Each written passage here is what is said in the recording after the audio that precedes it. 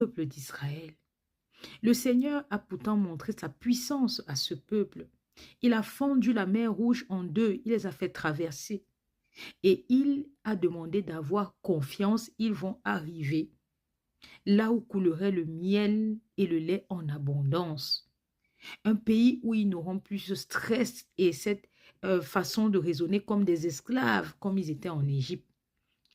Ils n'avaient qu'une seule chose à faire, espérer, avoir la foi. Mais beaucoup sur le chemin se sont détournés parce que impatients. Et c'est comme ça que beaucoup n'ont pas vu la terre promise. C'est ce qui se passe pour beaucoup d'entre nous. À force d'être impatients, nous choisissons des chemins qui nous ouvrent, qui ouvrent la porte à quoi? À l'ennemi dans notre vie. Après, arrivent dans nos vies des malheurs. Et c'est de là que le Seigneur dit, mon peuple périt parce qu'il lui manque de la connaissance.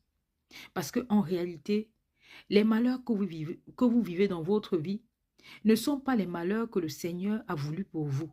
Vous-même, vous avez appelé ces malheurs en vous détournant du chemin certain, le chemin de l'espérance, le chemin de la foi. Le Seigneur nous dit qu'il prend soin de nous. Regardez les oiseaux du ciel, ils ne sèment ni ne moissonnent, mais votre Père céleste s'occupe bien d'eux. Regardez les fleurs des champs, ils sont couverts par, voilà, il nous dit dans la Bible que même le roi Salomon, dans toute sa splendeur, n'a pas été vêtu comme les lys des champs. À combien plus forte raison, vous, les enfants de Dieu, vivez de votre espérance.